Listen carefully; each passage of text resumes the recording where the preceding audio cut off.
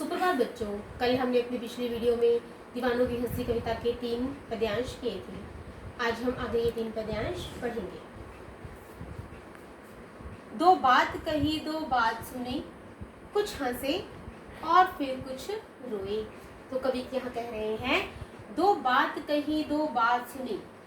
दीवाने जब लोगों से मिलते हैं, दो बात कही तो उनसे अपने मन के भावों को कहते हैं।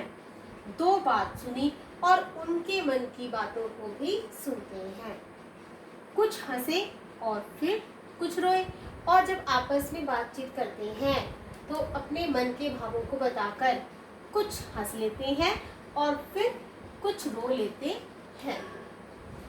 छककर, छककर का अर्थ होता है जी भरकर। सुख दुख के घूंटों, घूंटों मतलब अनुभवों को हम एक भाव से पिए चले। एक भाव मतलब सम्मान भाव से। तो कवि कह रहे हैं कि जो दीवाने हैं उन्होंने सुख और दुख के अनुभवों को जी भरकर प्राप्त किया है।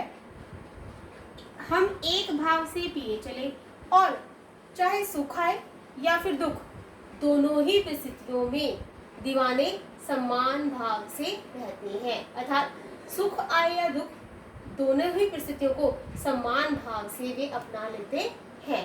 उन परिस्थितियों का डटकर मुकाबला करते हैं, घबराते नहीं हैं। और यहाँ पर कवि ने देश के लोगों को भी सुख और दुख, दोनों ही परिस्थितियों को सम्मान भाव से अपनाने का संदेश दिया है कि हमें भी दीवानों के समान ऐसा ही करना है। हम भिखमंगों की दुनिया में स्वच्छंद लुटाकर प्यार चले। भिखमंगे, यहाँ पर कवि ने भिखमंगे दुनिया को, इस संसार को, इस दुनिया को भीख मांगने वाला बताया है कि ये जो दुनिया है वो कुछ लेना ही जानती है, देना नहीं जानती है। अर्थात ये जो संसार है वो कैसा है? स्वार्थी है। हम भिखमंगों की दुनिया में स्वच्छंद लुटाकर प्यार चले। स्वच्छंद मतलब स्वतंत्र। हम जो दीवाने हैं इस भिखमंगे की दुनिया में, भिखमंगों की दुनिया में अपना जो प्यार है वो स्वतंत्र रूप से प्रत्येक व्यक्ति को लुटाते जाते हैं, सभी को अपना प्यार देते हैं।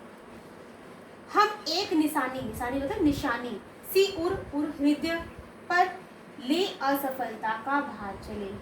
निशानी सी उर पर, लेकिन हमारे मन में, हमारे हृदय में असफलता का, केवल एक ही असफलता का भार रह जाता है कि हम लोगों को अपना जैसा नहीं बना पाए, हम लोगों को अपने इस मार्ग पर ले जाने में असमर्थ हैं।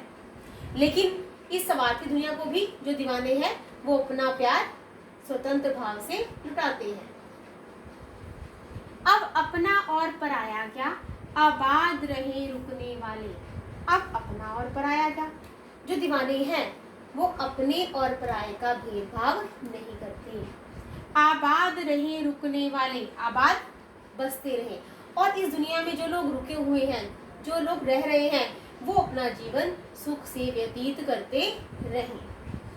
हम स्वयं बंधे थे और स्वयं कि हमने इस बलिदान के मार्ग को, इस स्वतंत्रता के मार्ग को स्वयं ही अपनाया था, किसी ने हमें मजबूर नहीं किया था। और स्वयं हम अपने बंधन तोड़ चले और हमने स्वयं ही अपने आप ही अपने रिश्तेदारों के साथ नाते तोड़कर देश के बलिदान के मार्ग को अपनाया था। अर्थात यहाँ पर कहने का क्या भाव है कि दीवानों का, देश के स्वतंत्रता सेनानियों का एक निश्चित मार्ग होता है जिस पर वे निरंतर आगे बढ़ते रहते हैं ताकि वे देश की स्वतंत्रता के लिए कार्य कर सकें।